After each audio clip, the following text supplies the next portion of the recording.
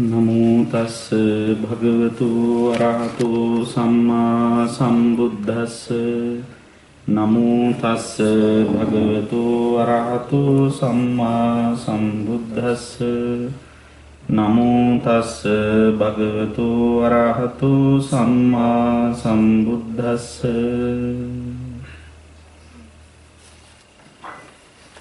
Calgary ඒහිපස්සිකෝ බෞද්ධ මධ්‍යස්ථානාධිපති වේරපිටිය සෝමානන්ද ස්වාමීන් වහන්සේගේ අවසරයි ශ්‍රද්ධාවන්ත පින්වත්නි දැන් අපි සූදානම් වෙන්නේ මෙම විහාරස්ථානයේහි මේ දිනවල සතියකට දෙවතාවක් පවත්වන සූත්‍ර ධර්ම දේශනා මාලාවේ සම්මාදිට්ඨි සූත්‍රයේහි පටිච්ච සමුප්පාදය විස්තර කෙරෙන කොටසේ පළවෙනි හා දෙවෙනි කොටස් දෙක ගියවතාවේ අපි කියලා දුන්නා යමෙකුට සම්මාදිට්ඨිය ඇති කරගන්නට ඕනෑ නම් ඒ තැනැත්තා විසින් මනා ලෙස දැනගත යුතු කාරණා කීයක් ගැන? හතරක් ගැන. ඒ හතරට කියන්නේ මොනවා කියලාද? චතුරාර්ය සත්‍ය ගැන. ඒතර චතුරාර්ය සත්‍ය කියන්නේ මොනවද? ඒ චතුරාර්ය සත්‍ය ධර්මයන් හටගන්නේ කොහොමද? ඒවයි සමුදය මොකක්ද? ඒ වගේම එහි අත්ංගමේ මොකක්ද? එහි නිරෝධය මොකක්ද? ඒ නිරෝධගාමිනී ප්‍රතිපදාව මොකක්ද කියලා යම් කෙනෙක් හරියට දැනගත්තොත් ඒ දැන ගැනීම එයාට දෘෂ්ටිය ඍජු කර ගැනීමට හේතු වෙනවායි කියලා පැහැදිලි කළා. දැන් මේ සූත්‍ර දේශනාවේදී අපි සම්මා දිට්ඨිය ගැන තමයි කියලා දෙන්නේ. ඒතර මේ මෙතන මේ සූත්‍රය කියන්නේ මේ සාමාන්‍ය කෙනෙකුට තියෙන සම්මා දිට්ඨියක්ම නෙවෙයි. ලෝකෝත්තර පුද්ගලයෙක් සතුව පවතින සම්මා දිට්ඨියක් ගැන. එහෙම නැත්නම් සෝතාපට්ටි ඵලයට පත්වෙච්ච පුද්ගලයෙකුගේ සම්මා දිට්ඨිය. තවත් විදිහකින් කියනවා නම් සෝවන් වෙන්න කැමති කෙනෙක් ඇති කරගත යුතු සම්මා දිට්ඨිය ගැන තමයි මෙතෙන්දී විස්තර කරලා දෙන්නේ. ඉතින් අද විස්තර කරන්නේ පටිච්ච සමුප්පාද කොටස. දැන් ඉස්සෙල්ලාම අපි මේ වචනේ තේරුම බලමු. පටිච්ච මොකද්ද තේරුම? පටිච්ච කියන වචනේ තේරුම නිසා කියන එකයි. බොහොම හරි. නිසා හේතුවක් නිසා කියන එක. සමුප්පාද කියලා කියන්නේ එකතුව හට ගැනීම. මං ඊවතාව කිව්ව සමුදය කියලා වචනයක් කියවනේ. සම් උදය. ඒ වගේ මේක සම්උප්පාද. සමුප්පාද. එකතුව හට ගැනීම. එතකොට කරුණු කාරණා යම් යම් ධර්ම කාරණා නිසා එකතු වෙලා වෙන හට ගැනීම තමයි පටිච්ච සම්පාදය කියලා කියන්නේ. මේකට දෙන්න පුළුවන් තව නමක් තියෙනවා. මොකද්ද? හේතුඵල ධර්ම. පටිච්ච සමුප්පාදේ හේතුඵල න්‍යාය, හේතුඵල වාදය, හේතුඵල දහම ඔය ආදී වශයෙන් කියනවා. ඇතර හේතුඵල වාදයක් නැහැ. වාද තියෙන්නේ තවත් ඒව තියෙනවා නම්නේ. එතකොට මෙතන වාදයක් නැහැ. ඒක පසු කාලීනව හැදිච්ච යම් යම් වචන තියෙනවා. දැන් ඔයත් අහලා තව වචන දෙන සීල ව්‍යාපාරය කියලා. නේද? සීලේ මොකද්ද තියෙන ව්‍යාපාරය? එතන ව්‍යාපාරයේ සමාදානය කියන වචනේ තමයි වඩාත්ම උචිත. සීල සමාදානය. අන්න ඒ වගේ දැන් මෙතන හේතුඵල වාදයට වැඩි හේතුඵල න්‍යාය, හේතුඵල දහම් විස්තර කරන ක්‍රමය තමයි පටිච්ච සමුප්පාදය කියන්නේ. දැන් මේ පටිච්ච සමුප්පාදය වටහා ගැනීමේදී අපි මේ පටිච්ච සමුප්පාදය පිළිබඳව ඉස්සෙල්ලා පොඩි හැඳින්වීමක් කරගන්න ඕන. දැන් මෙතන ඉන්න හැමෝම වගේ පටිච්ච සමුප්පාදේ දන්නවා. නේද? කියමුද බලන්න මාත් එක්ක. කියන්න බලන්න. අවිජ්ජා පච්චය සංඛාරා සංඛාර පච්චය විඥානං විඥාන පච්චය නාම රූපං නාම රූප පච්චය සලආයතන පච්චය භස්සෝ භස්ස පච්චය වේදනා වේදනා පච්චය තණ්හා තණ්හා පච්චය උපාදානං උපාදාන පච්චය භවෝ භව පච්චය ජාති ජාති පච්චය ජරා මරණං ශෝක පරිදේව දුක්ඛ දෝමනස්සුපායාස සම්භවಂತಿ ඒවමේ තස්ස කේවලස්ස දුක්ඛඛන්ධස්ස සමුදයෝ හෝති. ඊතර දැන් මේ කිව්වේ සම්පූර්ණ දුක් රැසෙහි හට ගැනීම සිදුවෙන හැටි. ඒවමේ තස්ස කේවලස්ස දුක්ඛඛන්ධස්ස. කේවල කියන්නේ සම්පූර්ණ. දුක්ඛඛන්ධ දුක් රැසේ සමුදයෝ සමුදය හට ගැනීම වෙන්නේ මෙන්න මෙහිමයි කියලා තමයි මේ පටිච්චසමුපාදේ බුදුහාමුදුරුවෝ විස්තර කරලා දුන්නේ. වෙනතනි මේ අධ්‍යාපන මනෝවිද්‍යාවෙත් උගන්වන මූල સિદ્ધාන්තයක් තියෙනවා. ඒ තමයි දත් දෙයින් නොදත් දෙයට යාම කියන එක. දත් දෙයින් නොදත් දෙයට යාම. මොකක්ද ඒකේ තේරුම? දන්නා දෙයක් පදනම් කරගෙන උපයෝගී කරගෙන නොදන්න දෙයක් කියලා දෙනවා. දැන් මේ සරියුත් මහරහතන් වහන්සේ මේ පටිච්චසමුපාද විවරණයේදී මෙතෙන්දී අන්නේ ක්‍රමයේ තමයි විස්තර අනුගමනය කරන්නේ. දැන් අවිද්‍යාව සංස්කාර විඥාන ගැන කතා කරනවට වැඩිය මිනිස්සුන්ට තේරෙනවා මොනව ගැන කිව්වහම ජරා මරණ ගැන කිව්වා. ඒක ප්‍රායෝගික අපි අත්විඳින එක. එතකොට අන්න ඒක තමයි මේ දත් දෙයින් නොදත් දෙයට යාම කියන්නේ. දැන් නොදන්න දෙයක් කියලා දෙන්න ඕන වුණාම අපි භාවිතා කරනවා අපේ බුදුහාමුදුරුත් භාවිතා කළ සුවිශේෂ ක්‍රමයක්. මොකක්ද? උදාර උපමා.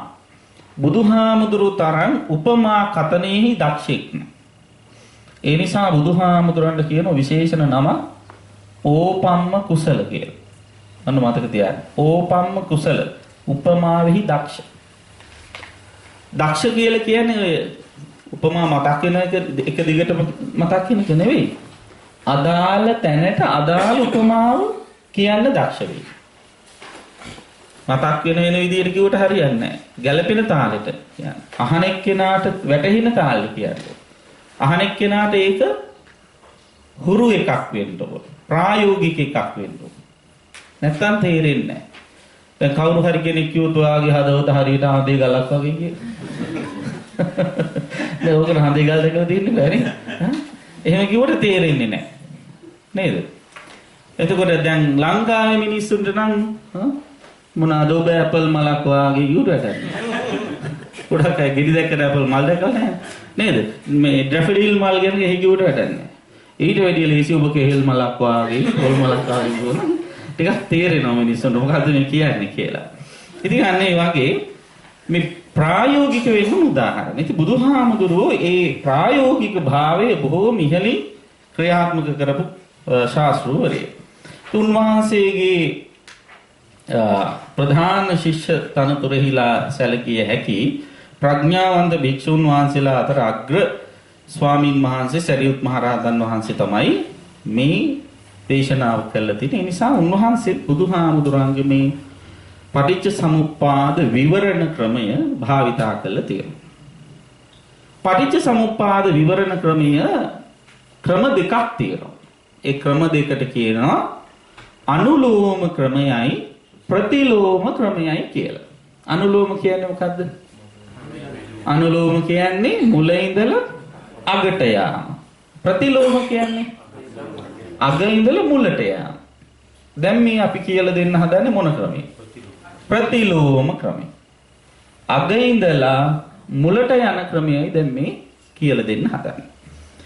ඉතින් සරියුත් මහරහතන් වහන්සේ අර ස්වාමින් වහන්සේලාට චතුරාර්ය සත්‍ය ධර්ම අවබෝධය තුලින් සම්මාදිට්ඨිය පහළ කරගන්න පුළුවන් කියලා කිව්වහම ඒකින් සතුටටපත් වෙලා ඒ හාමුදුරුවෝ අහනවා අනේ ස්වාමීනි මේ චතුරාර්ය සත්‍ය අවබෝධයෙන් සම්මාදිට්ඨිය ඇති කරගන්න පුළුවන් වගේ සම්මාදිට්ඨිය ඇති කරගන්න තවත් ක්‍රම තියනවාද කියලා අහුවා. ඒ වෙලාවේදී සරියුත් හාමුදුරුවෝ කියනවා ඔව් තවත් ක්‍රම තියෙනවා. කොහොමද මේ සම්මාදිට්ඨිය ඇති කරගන්නේ කියලා අහනවා. එතකොට සම්මාදිට්ඨිය ඇති කර ගැනීම තුළ වෙන කාරණා ඔයත් දැන් මේ වෙනකොට ඉගෙනගෙන තියෙනවා. ඒ තමයි උජුගතාස දිට්ඨි. සම්මාදිට්ඨිය ඇති වෙනවත් එක්ක මෙයාගේ ධර්ම පිළිබඳ දෘෂ්ටිය මොකද වෙන්නේ? ඍජු වෙනවා. උජුගතාස දිට්ඨි.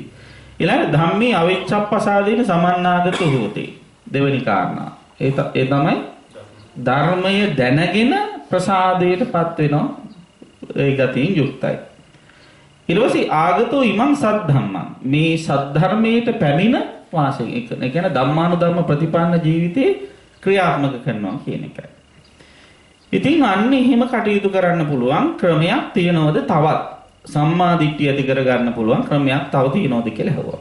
ඒ වෙලාවේදී සරියුත් හාමුදුරුවෝ කියනවා සියාවුසෝ අවත්නි හිම එකක් තියෙනවා. යතෝකෝ ආවුසෝ අරිය ශාවකෝ ජරා මරණංච පජානාති ජරා මරණ සමුදයංච පජානාති ජරා මරණ නිරෝධංච පජානාති ජරා මරණ නිරෝධ ගාමිනීන් පටිපදංච පජානාති එත්තාවතාපිකෝ ආවුසෝ අරිය ශාවකෝ සම්මාදිට්ඨි හොති. දැන් අපි මේ කියලා දෙන්නේ මොන සම්මාදිට්ඨිය ගැනද? ලෝකෝත්තර සම්මාදිට්ඨිය ගැන. එතකොට ඒකට කියන තව නමක් කියන්නේ චතුසත්‍ය සම්මාදිට්ඨිය කියලා. එතකොට දැන් මේ ජරා මරණ තුලින් චතුරාර්ය සත්‍ය අවබෝධ කරගන්න හැටි තමයි මේ කියන්නේ. එතකොට ජරා මරණ කියලා කියන්නේ චතුරාර්ය සත්‍යයෙන් මොන සත්‍යද? දුක්ඛ සත්‍යය. ජරා මරණ සමුදය කියන්නේ සමුදය සත්‍යය. ජරා මරණ නිරෝධ කියන්නේ නිරෝධ සත්‍යය. ජරා මරණ නිරෝධ ගාමිනී පටිපදාව කියන්නේ මාර්ග සත්‍යය. එතකොට අන්නේ ආර්ය සත්‍ය හතර යමෙක් ජරා මරණ තුලින් අවබෝධ කරගන්නවද? මනාලෙස දැනගන්නවද? එයා සම්මාදිට්ඨිකෙක් බවට පත් වෙනවා කියන තමයි සරියුත් හාමුදුරුවෝ මතක් කළේ. ඊට පස්සේ සරියුත් හාමුදුරුවෝ ස්වාමින් වහන්සේලගෙන් අහනවා කතමං පනාවුසෝ ජරා මරණ. ජරා මරණ කියන්නේ මොකක්ද? කතමෝ ජරා මරණ සමුදයෝ. ජරා මරණ සමුදය කියන්නේ මොකක්ද? කතමෝ ජරා මරණ නිරෝධෝ. ජරා මරණ නිරෝධය කියන්නේ මොකක්ද? කතමා ජරා මරණ නිරෝධ ගාමිනී පටිපදා. ජරා මරණ නිරෝධ ගාමිනී ප්‍රතිපදාව කියන්නේ මොකක්ද? ඔන්න ඉස්සෙල්ලාම ජරාව ගැන කියනවා.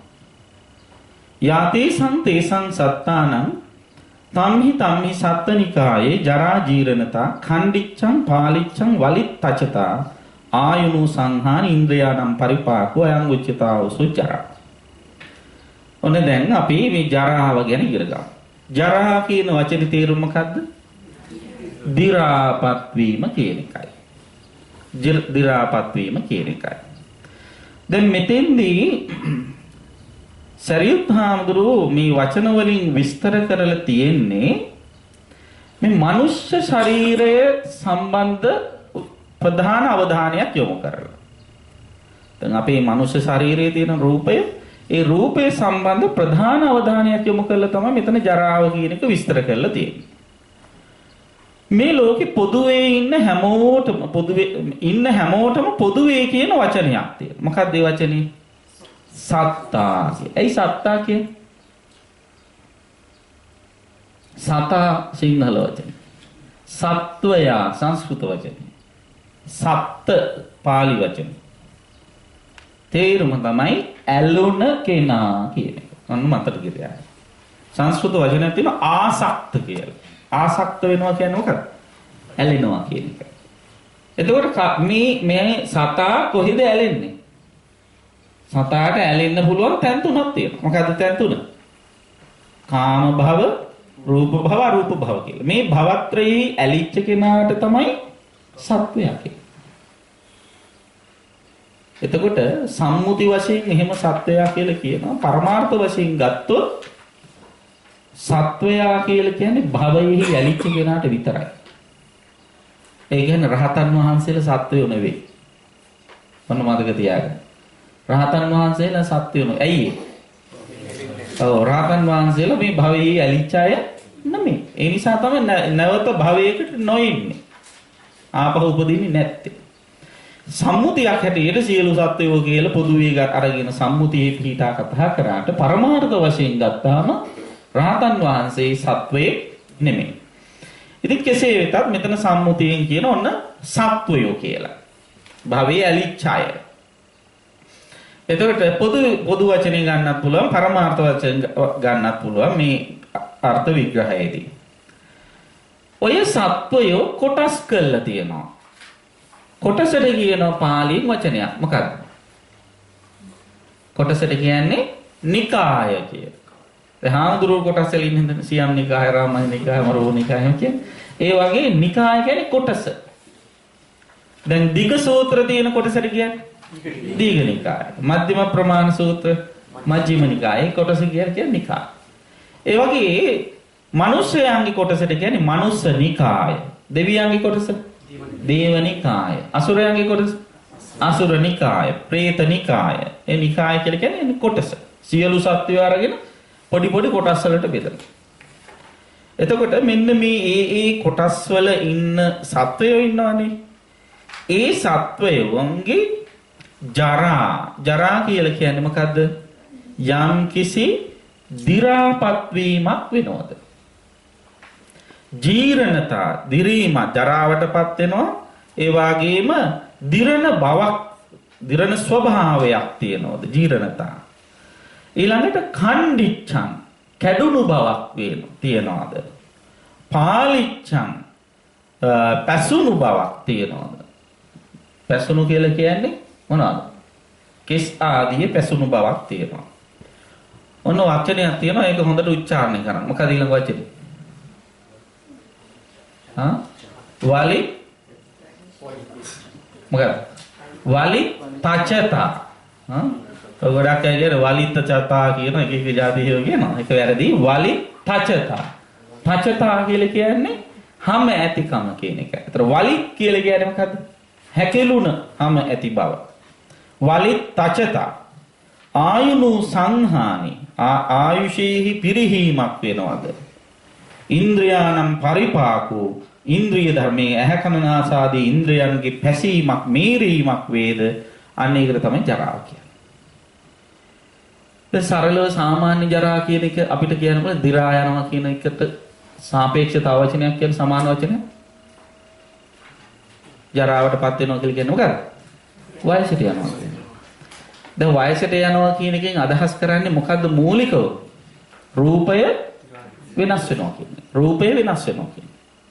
අපි දන්නවා රූපය හැදිලා තියෙන්නේ මූල පදාර්ථ කීයකින්? 4කින්. දැන් කවුරු හරි කෙනෙක් කිව්වොත් රූපයේ හේතුව සතර මහා ධාතු කියලා ඒක වැරදි. මතක තියාගන්න. රූප සමුදය සතර මහා ධාතු නෙමෙයි. රූප සමුදය මොකද්ද? ආහාර. මූලික මේ අපි අපේ ශරීරයේ කියන රූපය ගත්තොත් මේ රූපයේ සමුදය මොකද්ද? ආහාර. කබලින්කාර ආහාර. එතකොට ඒ කබලින්කාර ආහාර වලින් තනුන සැකසුන රූපයෙහි සංයුතිය තමයි සතර මහා ධාතු. තර සතර මහා ධාතු ඇත දන්නවා මං කෙටි කියන්නම් පඨවි ආපෝ තේජෝ වායෝ. පඨවි කියලා කියන්නේ මොකද්ද කියලා හම් ගොඩක් අය කියන්නේ තද ගතිය. නේද? ඒක පඨවි ධාතුවේ එක ලක්ෂණයක් විතරයි. පඨවි ධාතුව කියන්නේ ඒක නෙවෙයි. පඨවි කියන්නේ මේ රූපය ඇසුරෙහි තියෙන පොළවට පස් වෙලා යන දේ. අන්න මතක තියාගන්න. පඨවි කියන්නේ ඒකයි. ඒ පොළොවට පස් වෙලා යන දේ තුල තියෙන ලක්ෂණ 6ක්. ඒ ලක්ෂණ 6න් එක ලක්ෂණයක් තමයි තද ගතිය.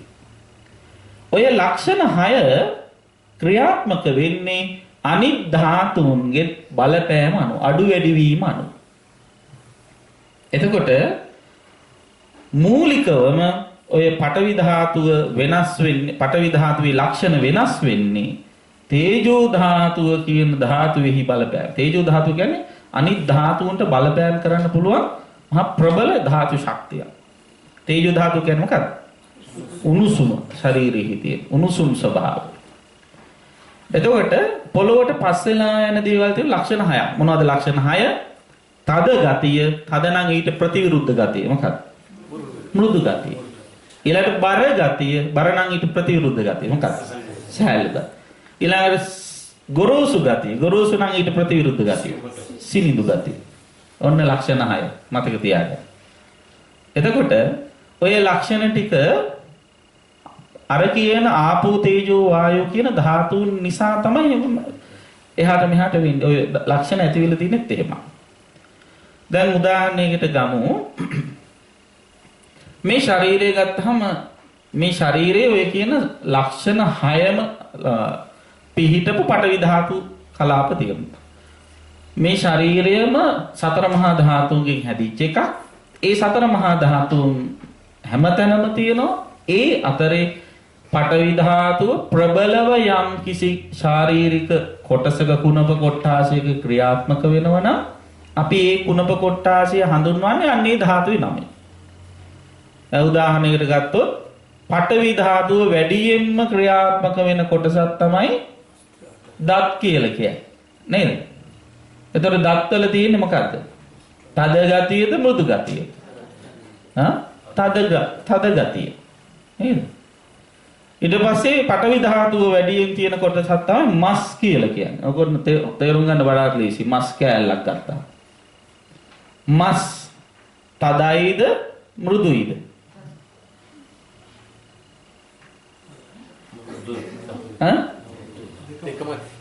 ඔව් වෙලාවකට තද වෙන්න පුළුවන්, වෙලාවකට මෘදු වෙන්න පුළුවන්. දැන් අමු මස් කෑල්ලක් ගන්න. අමු මස් කෑල්ලක් අරගත්තාම තදයිද මෘදුයිද? බොහෝ වෙලාවට අමු මස් කෑල්ල මෘදු ලක්ෂණ යුක්තයි. ඇයි මෘදු උනේ?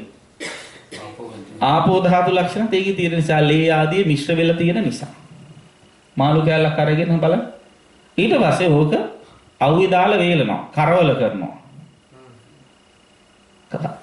වේලනවා කියන එක කියන්නේ මොකක්ද කරන්නේ? වේලනවා කියන එකෙන් මේ ධාතු කතාවෙම කියන්න බලන්න.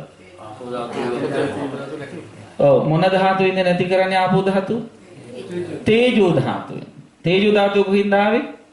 අවුවෙන්. ගින්නෙන් හරි ඔක කරි රස්නේ තුල තියෙන තේජෝ ධාතුව. එතකොට වෙන්නේ මොකද්ද? අර පඨවි ධාතුව වැඩියෙන් ක්‍රියාත්මක වෙන එහෙත් ආපෝ ධාතු ලක්ෂණ තියෙන මස් කැබැල්ල නමින් හඳුන්වන අර රූපයේහි තියෙන ආපෝ ධාතු ශක්තිය අඩු කරන. එහෙම අඩු වෙන්න මොකද වෙන්නේ? පඨවි ධාතු ශක්තිය වැඩි වෙනවා. එතකොට වෙන්නේ මස් කෑල්ල තද වෙනවා. දැන් පිටින් ආපු එකක්ද උග? නෑ ඒ තුලම ක්‍රියාත්මක වෙන එක. එතකොට මේ බාහිර අපි තේරුම් ගන්න ඕනේ මේ සතර මහා ධාතුන්ගේ ක්‍රියාකාරීත්වයම නිසා තමයි මේක වෙනස් වෙන්නේ. එතකොට දැන් තවත් උදාහරණයක් ගන්න. තේජෝ ධාතුවට පුළුවන් තද දේ මෘදු කරන්නත් පුළුවන්, මෘදු දේ තද කරන්නත් පුළුවන්. දැන් මැටි ගොඩක් අරගෙන ඉවර වෙලා ඒක ලස්සනට ඒක හැඩතල දාලා ඒක කලයක් හදන, භාජනයක් හදනවා. මැටි වල වැඩිම තියෙන මොන ධාතුව? පඨවි ධාතුව. අර එක එක පැති වල කරකවල හදන්න පුළුවන් මොකක් නිසා? ආපෝ ධාතුව නිසා. දැන් එහෙම හදලා ඉවරලා කලේ හදපු භාජනේ පෝරණුවක දානවා. පෝරණුවේ තියෙන මොන ධාතුව? තේජෝ ධාතුව. පෝරණුවට දැම්මම කලේට මොකද වෙන්නේ? කලේ පිච්චෙනවා කියන එක ධර්මානුකූලව කිව්වොත් මොකද වෙන්නේ? ඔව් ආපෝ ධාතු ශක්තිය අඩු වෙලා පඨවි ධාතු ශක්තිය වැඩි කරනවා. මොකෙන්ද වැඩි උනේ? තේජෝ ධාතුව. නේද? තේජෝ ධාතුවෙන්. එතකොට අර කලය වෙනස් වුණා, රූපය වෙනස් වුණා. දැන් එතන උනේ තද දේ මෘදු කළා. මෘදු දේ තද කළා. තද දේ මෘදු කරන්නත් පුළුවන්. ඉටිපන්දමක් ගන්න. ඉටිපන්දම තදයිද මෘදුයිද? තදයි. ඉටිපන්දම පත්තු කරනවා. පත්තු කරනවා කියන්නේ මොකක්ද? තේජෝ ධාතුව ඇති කළා. තේජෝ ධාතුව ඇති කරාම ඉටිපන්දම මොකද වෙන්නේ? දිය වෙලා යනවා. ඉටිකිරි බේරෙන්න ගන්නවා. එතකොට දැන් ඒ ඉටිකිරි කොහෙද ඉටිපන්දර වෙන කොහෙන් හරි ආවද? නැහැ. තේජෝ ධාතුවේ බලපෑම තුළ අර පඨවි ධාතුව වැඩියෙන් තිබීම තුළ සැඟවීගත් ආපෝ ධාතු ශක්තිය වැඩි කරා. එතකොට පඨවි ධාතු ශක්තිය අඩු වුණා, ආපෝ ධාතු ශක්තිය වැඩි වුණා, ඉටිපන්දම මෘදු වුණා. ඔන්න රූපය වෙනස් වෙන්නේ කොහොම තමයි.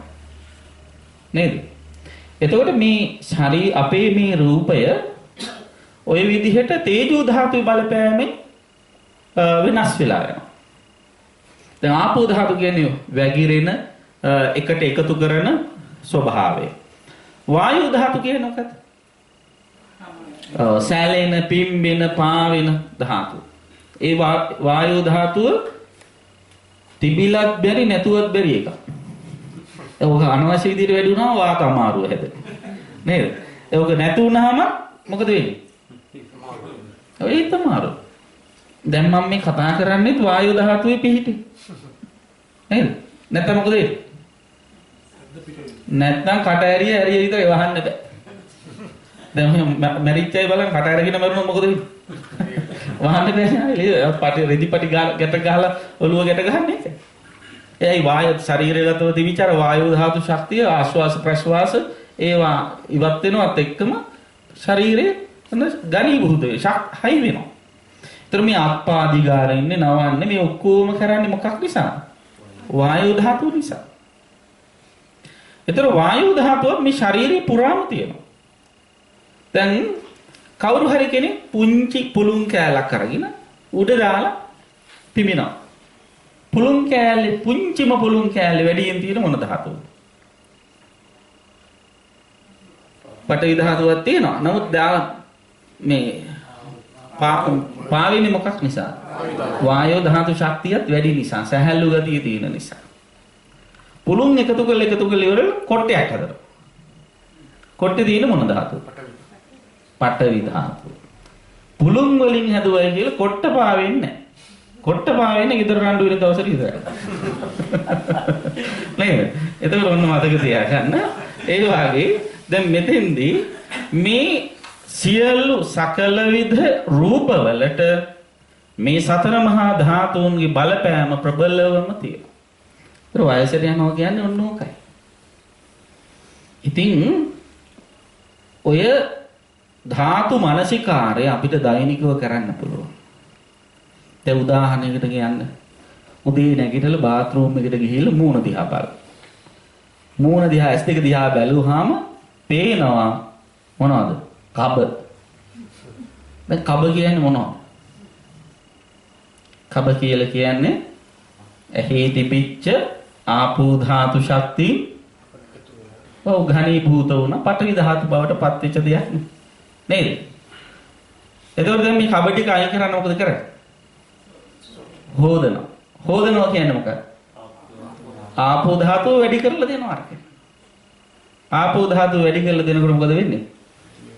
කබ ටික දී වෙලා යනවා. මූණ හොදන එකත් භාවනාවක්. නේද? කබ හොදනකොට කවුද ඔහොම හිතන්නේ? නේද? ඕන නම් හරියට අවබෝධයෙන් කරනවා නම් බලන්න ඒ තුල පවා අපිට කෙලෙස් ඇති කරගන්න ඇති. දැන් අපි එහෙම නෙවෙයිනේ කබ ටික කඩලා ඊට පස්සේ මොනවාද හේරිච්ච මේකප් එක ආපහු දාලා අවර්ගත්ත ගමන් ඔන්න ආපහු මේකට ඇලෙනවා. නේද? එහෙම එහෙම කරන්න එපා කියන එක නෙවෙයි කියන්නේ. ඒක දැනගෙන අවබෝධ කරගෙන වෙනස් වෙන බව තේරුම් අරගෙන ඒ දේ කළාම ආයි වෙනස් වෙනකොට දුක හිතෙන්නේ නැහැ. මොකද ඇලි කොහොමද දන්නවනේ වෙනස් වෙනවා කියලා? අන්නේ අවබෝධයයි තියෙන්නේ. ලස්සනට ඉන්න එපා, හැඩ වෙන්න එපා කියන එක නෙමෙයි මේ කියන්නේ. ඒ දේ කරන ගමනේ වෙනස් වෙනවා කියලා දැනගෙන කරන්න. අවශ්‍යතාවයක්, උපයෝගීතාවයක් ඇටියට සලකාගෙන ඒ දේවල් කරනවා. ඒ වගේම මේ වෙනස හඳුනා ගන්න.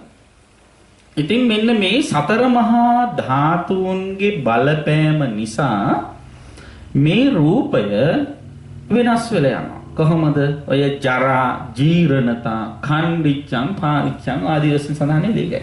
දැන් ඛණ්ඩිච්ඡ කියලා කියන්නේ කැඩිලා යනවා. පැලෙන, පාලිච්ඡ කියන පැසෙනවා කියන එකනේ. දැන් මෙතන රූප කලාප කැඩෙනවා. දැන් උදාහරණයකට ගන්න. වයසට යන්න හැම මොකද වෙන්නේ? රැලි වැටෙනවා.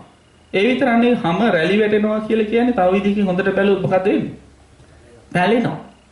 හැම කියලා කියන්නේ පඨවි ධාතු කලාප පුංචි පුංචි පඨවි ධාතු කලාප සමූහයක එකතුවක්.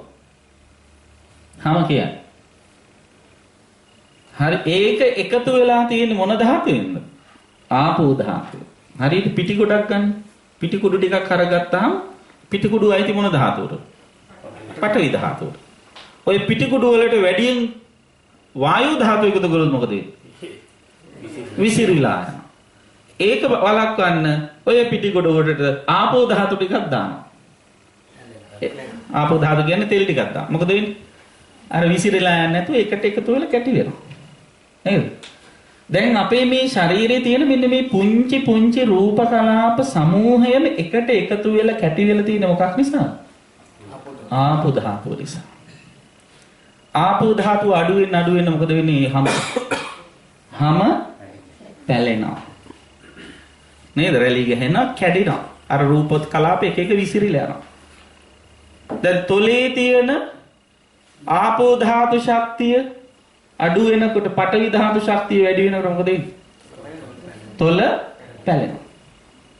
තොල පැලුනහම මොකද කරන්නේ? ඒක ලිප් බාම් එකක් ගන්නවා මෙහෙනම්. ලංකාවේ නම් දිවෙලියට දාලා පොට්ටක් තෙමා ගන්න. නේද? ඒකනේ කරන්නේ. ඒතකොට ඒ තුල තියෙන්නේ මොකද්ද? ආපෝ ධාතු. දැන් ලිප් බාම් ගන්නකොට මතක් කරොත් මේ ආපෝ ධාතු එකතු කරන්නේ. නේද? ඉතින් හිතලා කරන්නේ. හිතලා. ඒක කරන්න එපා කියලා නෑ නික අවශ්‍යතාවයේ ඒ දේ හිතලා කරා.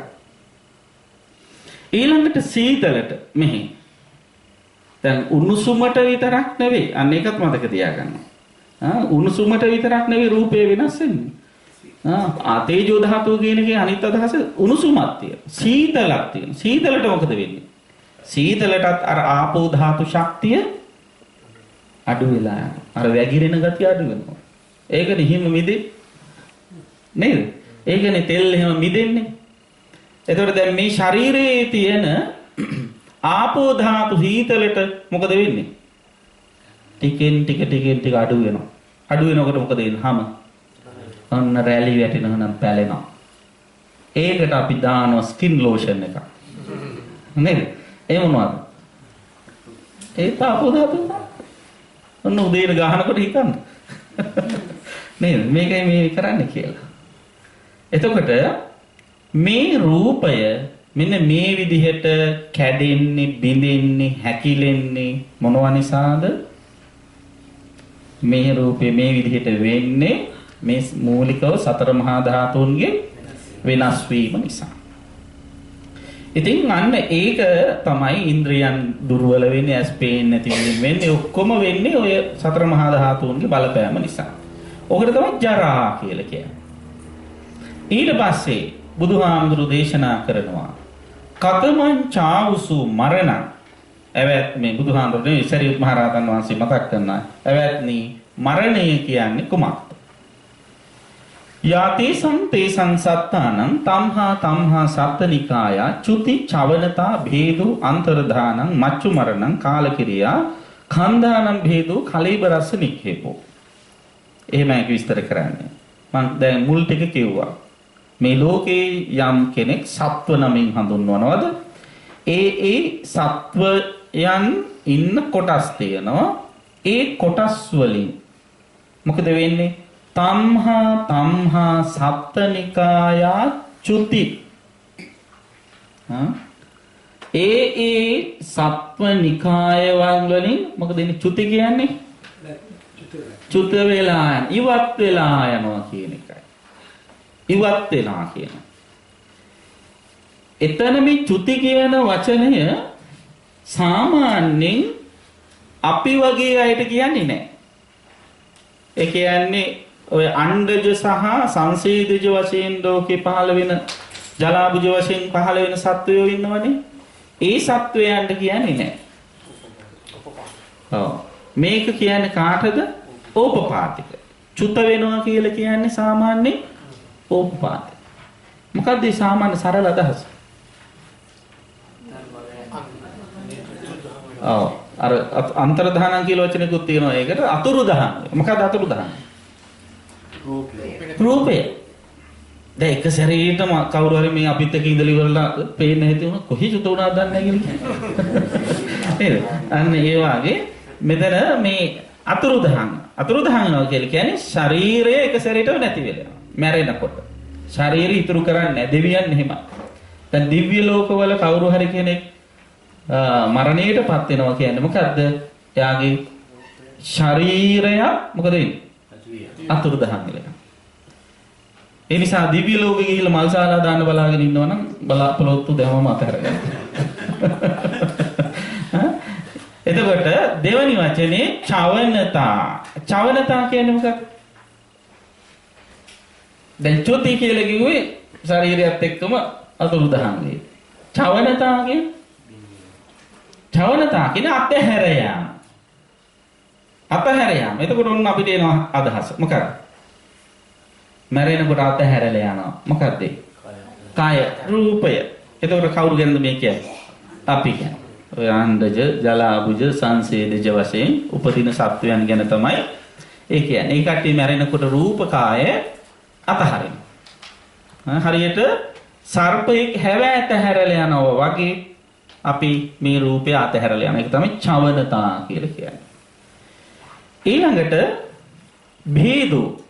භේද කියලා කියන්නේ බිඳී යාම. ශරීරයේ යම් කිසි බිඳී යාමක් වේ නම් අන්න ඒක භේද කියලා කියනවා. මේ පංචස්කන්ධයේ බිඳී යාම කියන එක ඉස්සරහට කියන මෙතන කියන්නේ මේ මූලිකම ජීවිතීන්ද්‍රයස උපච්ඡේද කියලා වචනයක් තියෙනවා. ජීවිතීන්ද්‍රයේ බිඳී යාම. ජීව ශක්තිය නැතිව යාම තමයි මෙතෙන්දී අදහස් කරන්නේ. අන්තර්ධානං අර කලින් කියපු විදිහට අතුරුදහන් වීමක්. රූපේහි අතුරුදහන් වීමක්. මේ කියාගෙන යන්නේ මේ මරණේ සමාන වචන එක එක සත්වයන්ට යොදන වචන. මච්චු මරණ කියන්නේ සම්මුති ලෝකයේහි මරණය හඳුන්වන වචනය. ඔය මාරයා කියන මාර සංකල්පයේ බුදුදහමේ ආකාර කීපයකින් බෙදෙනවා. ක්ලේශ මාර, අபிසංඛාර මාර, දේවපුත්ත මාර, මච්චු මාර ආදී වශයෙන්. එතකොට මෙන්න මේ මෙතනදී මතක් කරන්නේ මච්චු මාර සම්මුති මරණය. කාලකිරියා ඊළඟ වචනේ. කාලකිරියා කියන්නේ මොකක්ද? කාලක්‍රියා. මොකද කාලක්‍රියා කරනවා කියන්නේ? ඔව් මරණ බව අපිත් දන්නවා. දැන් මේ වචනාර්ථය මොකක්ද? ඔව් දැන් සම්මුති ලෝකේ අපි දන්නවා සම්මුති ලෝකයේහි එක එක ලෝකවලට සම්මුතියින් තියෙන වයස්. ඒකට අපි කියන මොකක් කියලාද? පරමායුෂ කියලා. දැන් මනුෂ්‍ය ලෝකයේ බුදුහාමුදුරන්ගේ කාලේ පරමායුෂ සංකල්ප උපරිම ආයු අපේක්ෂාව 120ක් වගේ වුණා. දැන් කාලේ අවුරුදු 70ක් 60ක් වගේ ඒ විදියට එක එකනා ඒව සම්මුතියින් විතරයි. ඒවා පරම සත්‍ය නෙවෙයි. එහෙම ඒක පරම සත්‍ය නම් ඔක්කොම මැරෙන්න ඕනේ ඒ අවුරුදු ගාන පහු කරලානේ. එහෙම මැරෙන්නේ නැත්තේ ඒක සම්මුතියක් පමණ නිසා, පරමාර්ථයක් නොවන නිසා. එතකොට දිව්‍ය ලෝකවල දෙවියන්ට මෙච්චර ආයුෂ තියෙනවා, බ්‍රහ්ම ලෝකවල බ්‍රහ්මයන්ට මෙච්චර ආයුෂ තියෙනවා කියලා තියෙනවනේ. අන්නේ ඒ වගේ ඒ උපරිම ආයු ප්‍රමාණය අවසන් වීම තුළ යමෙකුට මරණයටපත් වෙන්න වෙනවද? එතන ඒකට තමයි මේ කාලක්‍රියා කරනවා කියලා කියන්නේ. කාලය අවසන් වුණාම යන්න වෙනවා. කාලකිරියා. ඊළඟට ඛණ්ඩානම් භේදෝ. අන්න එතන තමයි අපි අඳුර ගන්න මූලික දේ ස්කන්ධ පංචකේ බිඳී යාම. පංචස්කන්ධෙ බිඳී යාම. දැන් සත්වයේ උපදිනවාය කියලා කියන්නේ ඛණ්ඩානම් පාතු භාව. ස්කන්ධ පංචකේ පහළ වීමනේ. ඒතර මැරෙනවා කියන්නේ මොකක්ද? අන්න ඔය එකට පහළ වෙන ගොඩවල් පහ බිඳිලා යනවා. ඛණ්ඩානම් මූලිකව මෙතන බිඳෙන්නේ මොකක්ද? රූපය නාම ධර්මයන්ගෙන් ඉවත් වෙනවා. රූප වේදනා සංඥා සංකාර විඥාන කියන ගොඩවල් පහෙන් රූප කියන ස්කන්ධේ රූප කියන කොට ඉවත් වෙලා වේදනා සංඥා සංකාර විඥාන කියන එක වෙනත් ඉවත් වෙලා යන එක තමයි බෙදිලා යන එක බිඳිලා යන එක තමයි මැරෙනවා කියලා කියන්නේ. එහෙම මැරුණා ඒ ශරීරයට කියනවා නම මොකද්ද? මෘත කලේබරය කියලා. මෘත කලේබරය. මෘත කලේබරයට මොකද කරන්නේ? කලේබරස්ස නික්ඛේපු. මොකද කරන්නේ මරුණා? කලේබරස්ස නික්ඛේපු කියන්නේ ඉවත් කරනවා. මෘත ශරීරය ඉවත් කරනවා. එක්ක පුච්චනවා එක්ක වල දානවා නේද? එක්ක මේ මෙඩිකල් ෆැකල්ටි එකට බාර දෙනවා නේ? මොකක් හරි කරනවා. මරුණාම ගෙදර තියාගන්නේ නැහැ. උපරිම දවසක් තියාගන්නේ, දෙකක් තියාගන්නේ, තුනක් තියාගන්නේ, පිටරට ඉන්නේ නැහැ වෙනකන් කියලා ඕන උපරිම සතියක් තියාගන්න. ඊට පස්සේ මොකද කරන්නේ? කොච්චර ආදරේ වුණත් තියාගන්නවද? නැහැ. නේද? දැන් ඔය සමහර බොරුවට ඔය මලගෙවල් අපිට හොඳ එක්ස්පීරියන්ස් තියෙනවා නිතර පාන්සල් වලට යන්නේ ඉඳලා. ඉතින් ඔය මලගෙවල් වලදී හරියට ආනනවා අම්මා නැතුව මට ඉන්න බෑ, තාත්තා නැතුව ඉන්න බෑ, තාත්තා ගිය දැන්න මටත් යන්න ඕන, ගෙනියන්න එපා කිය අර දේහය බදාගෙන අඬනවා. දැන් ඔය ආඩන අතරේ බැරිලා අතර අරන් යන හදන අය කල්පනා කළා ආයෙ නම් ඉතින් අර දුකයිනේ අපි යන්නම් ඔයා තියාගන්න කියලා. තියලා ගියොත් මොකද? අනේ මේක අරගෙන යන්න කියලා ඊට පස්සේ. නේද? ඉතින් කෙසේද ඔන්න මතක තියාගන්න කලීබරස්ස නික්ඛේප කියලා කියන්නේ මృత දේහේ බහා තැබීමක් වේද. අන්න ඒකට තමයි මරණයටපත් වෙනවා කියන්නේ ඉදං උච්චතාවුසු මරණ. එතකොට පින්වත්නි දැන් මේ කිවි සාමාන්‍ය සත්වයකට සිද්ධ වෙන ජරා මරණ ධර්මතාව. එතකොට මේ මරණ කියන එකෙන් අදහස් කරන්නේ විනාශය කියන එකයි. ජරා කියන එකෙන් අදහස් කරන්නේ වෙනස් වීම කියන එක. තව විදිහකින් කියනවා නම් දි รา පත් වීම කියන එකයි. දැන් මේ විනාශ වෙලා යන්නේ, දි รา පත් වෙලා යන්නේ, විකෘති වෙන්නේ, නැති වෙන්නේ, වෙනස් වෙන්නේ මගේ රූපය පමණ නෙවෙයි කියලා දැන ගැනීම තමයි මෙතෙන්දි ජරා මරණම් පජානාති කියන්නේ. එහෙම නැතුව මේ මිනිස්සු ඉපදෙන අය මැරෙනවා කියන එක හැමෝම දන්න කතාවක්. නේද? ඉතින් ඕක දැනගත්ත ගමන් සම්මා දිට්ඨිය පාල වෙනවා නම් නිවන් දකින්න කොච්චර ලේසිද? ඈ? එතකොට ඒක නෙවෙයි මේ කියන්නේ. ඒක අපි හොඳට වටහා ගන්න ඕන. එතකොට මේ ලෝකයේහි ලොක වූද, කුඩා වූද, දුර තිබෙන්නා වූද, ළඟ තිබෙන්නා වූද, සුකුම වූද, ඕලාරික වූද කිසියම් රූප නමින් හඳුන්වන යමක් වේද ඒ සියල්ලම මොනවද වෙන්නේ? ජරා මරණ තත්ත්වයටපත් වෙනවා. එතකොට මේ ජරා මරණ ස්වභාවය කියන මේ සම්මුතිය වශයෙන් ගන්නවා වගේම මෙතන මා මතක් කළා ඒ සත්වයන්ගේ ජරා මරණ ධර්මතාවයත් ඒ වගේම ඒ ධර්මතාවයන්ගේ ජරාම ධර්මතා කියලා කිව්වේ හැම දෙයක්ම මම කියපු ජීව අජීවි සියලුම දේවල් ජරා මරණයට ගොදුරු වෙනවා කියලා දැනගන්න. එතකොට මෙතෙන්දී මේ සියලු ධර්මතා කියන එකෙන් අදහස් කරන්නේ මොකක්ද? සියලු ධර්මතා කියන එකෙන් අදහස් කරන්නේ දැන් අපේ ශරීරය විතරක් නෙවෙයි. ශරීරය තමයි මේ සත්වයන්ගේ ජරා මරණයට මූලිකව ගොදුරු වෙන්නේ. එතකොට අතේ සියලු ධර්ම කියන එකෙන් හඳුන්වන්නේ බාහිර මිනිස්සුන්ගේ අපි ආස කරන යම් අය ඉන්නෝනේ. අම්මල තාත්තල දූ දරුවෝ ස්වාමි භාර්යාවෝ ඒ ආදී වශයෙන් ඒවත්. ඒ වගේම අපි බොහොම සම්පත් හැටියට සැලකනු ලබන ගෙවල් දොරවල් වතු පිටි ඉඩකඩම් යාන වාහන රන් රිදී මුතුමැණික් ආදී මේ සියලුම දේවල් මොකද වෙන්නේ? ජරා මරණතාවයට පත් වෙනවා කියලා දකින්න. ඔන්න ඔක තමයි ජරා මරණම් පජානාති කියන්නේ. මේව වෙනස් වෙනවා කියලා දකින්න. එතකොට දැන් අපි මොකද්ද මේ කරන්නේ කියලා අපි හොඳට බලන්න. අපි මේ කරන්නේ අපි වෙනස් වෙවි නේද? අපි වෙනස් වෙවි වෙනස් වෙන තවත් දේවල් වලට කැමැත්ත ඇති කර ගැනීම. නේද? එතකොට ඒ කැමැත්ත ඇති කරගන්න වෙනස් වෙන බව දැනගෙන නොවේ. නොවෙනස් වෙන්නේ නැහැ කියලා හිතලා තමයි අපි ඒක කැමැත්ත ඇති කරගන්නේ.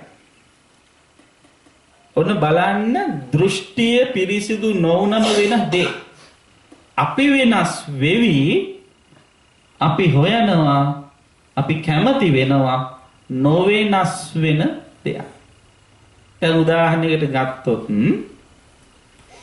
අපේ අම්මල තාත්තලා දූ දරුවෝ ස්වාමි භාර්යාවරු සහෝදර සහෝදරියෝ අපේ අය මමත්වයෙන් ගන්න උදවිය ජරා මරණ වලට පත් වෙනවාට අපි කැමතිද?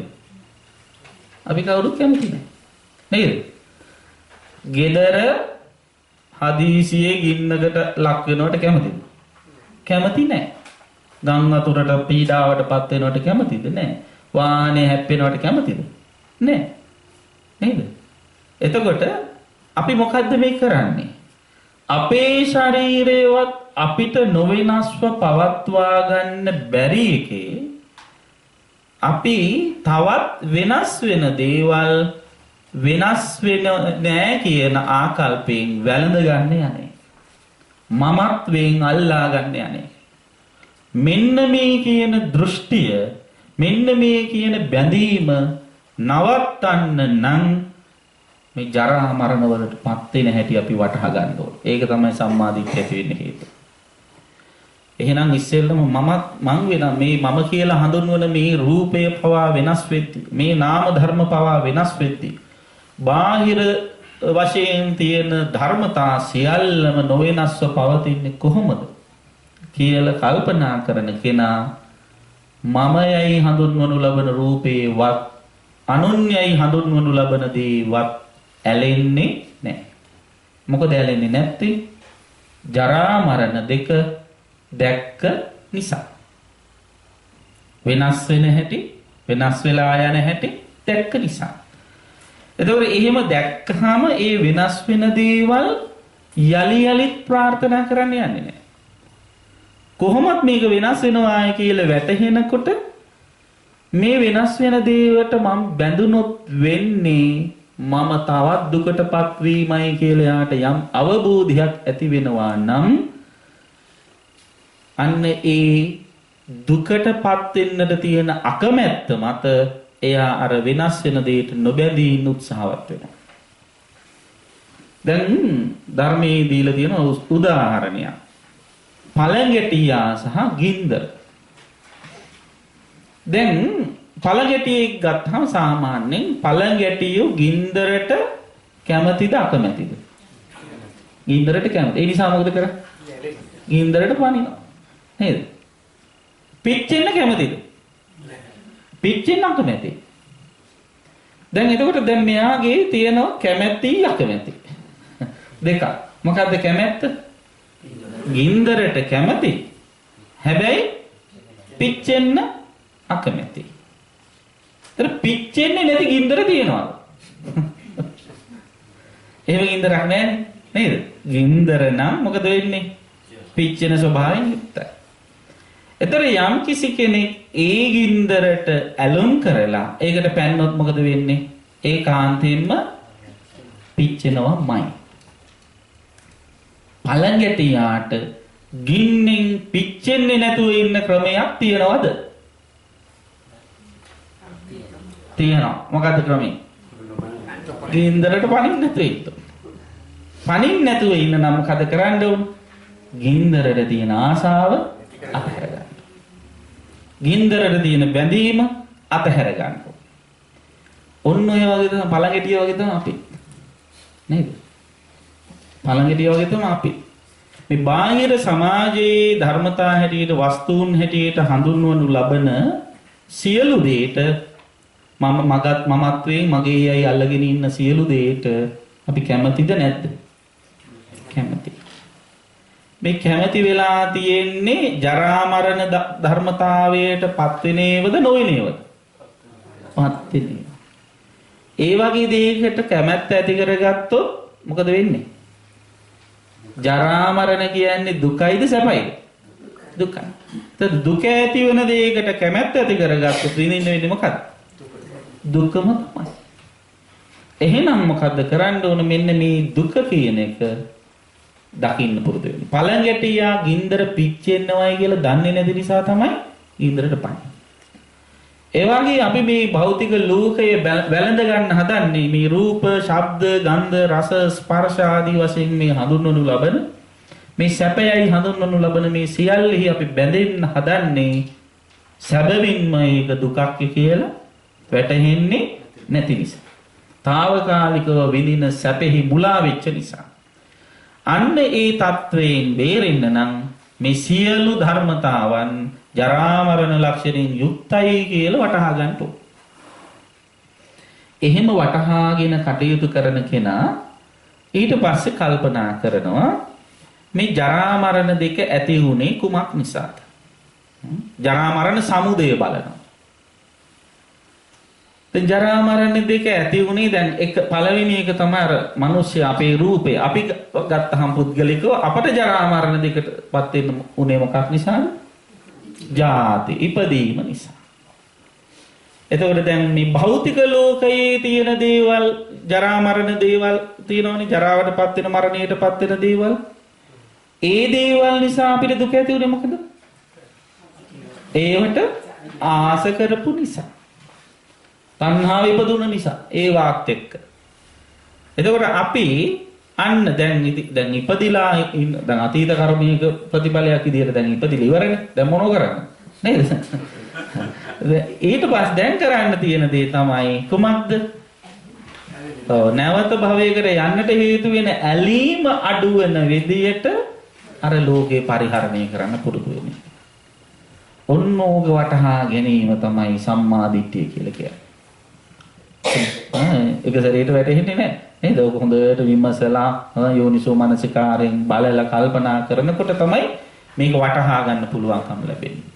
එතකොට මෙන්න මේ කියන ජාති නිරෝධය. ඒ කියන්නේ ඉපදුනේ නැත්තම් වයසට යන්නෙත් නැහැ, ලෙඩ වෙන්නෙත් නැහැ. නේද? මැරෙන්නෙත් නැහැ. ඒ එකක්.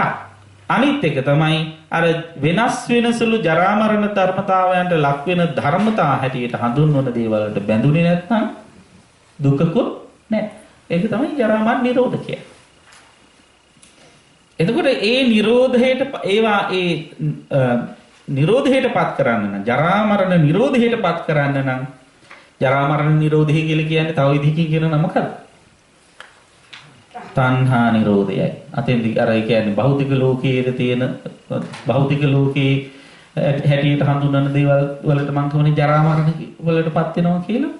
ගෙවල් දොරවල් වතු පිටි දරුවෝ කට්ටිය. එතකොට ඒ කට්ටියගේ වෙනස් වීම නිසා දුකක් ඇති වෙන එකට බැඳුන නිසානේ. එතකොට ඒ දුක නැති කරගන්න තියෙන ක්‍රමය තමයි මොකද්ද? ඒ බැඳීම නැති කරගන්නේ. එතකොට අන්න ඒකට කියන්නේ අර ජරා මරණ නිරෝධය කියලා. ජරා මරණ නිරෝධය කියලා එතන කියන්නේ වෙන මොකක්ද නෙවෙයි තණ්හා නිරෝධයයි. තණ්හාවෙන් බැඳුනේ නැත්නම් ජරා මරණ වලටපත් උනා කියලා දුකක් ඇති වෙන්නේ. තණ්හා නිරෝධය කියලා කියන එක. ඒ කියන්නේ තණ්හාව නැති කිරීම කියන එක නිකන් වෙන එකක් නෙමෙයි. තණ්හාව නැති කරන්න නම් අවබෝධයෙන් යුතු ආරෂ්ඨාංගික මාර්ගයේ ගමන් කරන්න ඕන. අපේ කායික ක්‍රියාකාරකම්, වාචසික ක්‍රියාකාරකම්, මානසික ක්‍රියාකාරකම් සියල්ල අවබෝධයෙන් යුතුව තණ්හාව නැති වෙන විදිහට ක්‍රියාත්මක කරන්න පුරුදු වෙන්න ඕන. එහෙම පුරුදු වෙනකොට තමයි ඔන්න ඒ විදිහට කටයුතු කරනකොට තමයි අපිට සම්මා දිට්ඨිය පහළ කරගන්න පුළුවන්කම ලැබෙන්නේ. දැන් මෙතෙන්දී සරියුත් මහරහතන් වහන්සේ ස්වාමින් වහන්සේලාට මතක් කරන ඔන්න ඔය විදිහට යම් කිසි කෙනෙක් ජරා මරණ දෙක දකිනවා නම්, ජරා මරණ සමුදය දකිනවා නම්, ජරා මරණ නිරෝධය දකිනවා නම්, ජරා මරණ නිරෝධගාමිනී ප්‍රතිපදාව දකිනවා නම් ඒ තැනැත්තාගේ ජරා මරණ පිළිබඳව තියෙන දෘෂ්ටිය ඍජු වෙනවා. දෘෂ්ටිය ඍජු වුණා කියලා කියන්නේ තණ්හාව නැති කරන්න පුළුවන් ක්‍රමය වැටහෙනවා. මේවට නොබැදී ඉන්න ඕනේ කියලා අවබෝධ වෙනවා. අවබෝධ වුණාම යායවයි යලි නොබැදී බැඳෙන්නේ යන්නේ නැහැ. මමත්වයේ පෝෂණය කරන්නේ නැතුව ඉන්න උත්සාහ කරනවා. මමත්වයේ පෝෂණය කරන්නේ නැතුව කටයුතු කරන කෙනාගේ සක්කාය දෘෂ්ටිය කියන ප්‍රබල සංයෝජන ධර්මයේ තුනී වෙලා නැති වෙලා. ඊට පස්සේ ඒ නැති වෙනවත් එක්කම විචිකිච්ඡා සීලබ්බත පරාමාස කියන ධර්මතා නැති වෙනවත් එක්කම අසෝතාපට්ටි ඵලයේ පිහිටනවා. අන්‍යයාගේ දෘෂ්ටිය ඍජු වෙනවා, ධර්මයේ ප්‍රසාදය ඇති වෙනවා. ඒ විතරක් නෙවෙයි මේ ධර්මයේ පිවිස වාසය කරන ඒ තැනැත්තා ඔය තණ්හා මාන ආදී සියලු අනුසය ක්ලේශ ධර්මයන් ප්‍රහාණය කරලා නිවන් මඟට අවතීන වෙනවා කියලා මතක් කරගන්න. ඒ ඔන්න පළවෙනි කාරණා. ඊට පස්සේ ඒකට කියන්නේ ජරා මරණ වාරය කියලා. දැන් මේ කාලය වැඩි නැති නිසා මම ඊට පස්සේ පිටියෙන් අනිත් ඒවා කියන්නේ ඊළඟට දැන් ජරා මරණයට හේතු හොයන්න පටිච්චසමුප්පාද කියන්නේ හේතු සොයා යාමනේ. එතකොට ජරා මරණ දෙක ඇති වුණේ මොකක් නිසා? දැන් ජරා මරණ කියන එක අපිට ප්‍රත්‍යක්ෂයි. අපිට ප්‍රායෝගිකයි. නේද? අපි අත්දකිනවා. දැන් අපි යමකට බය වුණාම ඒ බය නැති කරගන්න තියෙන හොඳම ක්‍රමය මොකක්ද? හේතුව දකින්න. බය වෙන්නේ හේතුව. දැන් සමහර අපි නිකමට බය වෙයි. නේද? කසරේට සද්දයක් ඇහුණාම බයයි. සමහර වෙලාවට මේ පරණලක් මොකක් හරි වෙලා වෙන්න පුළුවන්. මේ කොලාතු ටිකක් පාගෙන එකක් වෙනවා. හුළඟ වැදිලා ජනේලේ තට්ටු කරා වගේ දැනෙන්න පුළුවන්. ඒ හේතුව දැක්කහම මොකද වෙන්නේ? අර බය නැති වෙලා. අන්න ඒ වාගේ අපි මේ සසර බය නැති කරගන්න මේ හේතු ගවේෂණය අතිශයින්ම වැදගත්. දැන් අපේ අය මැරෙන්න බයයිද නැද්ද? බයයි. ඇයි මෙච්චර මිනිස්සු මැරෙන්න බය? මොකක්ද හේතුව?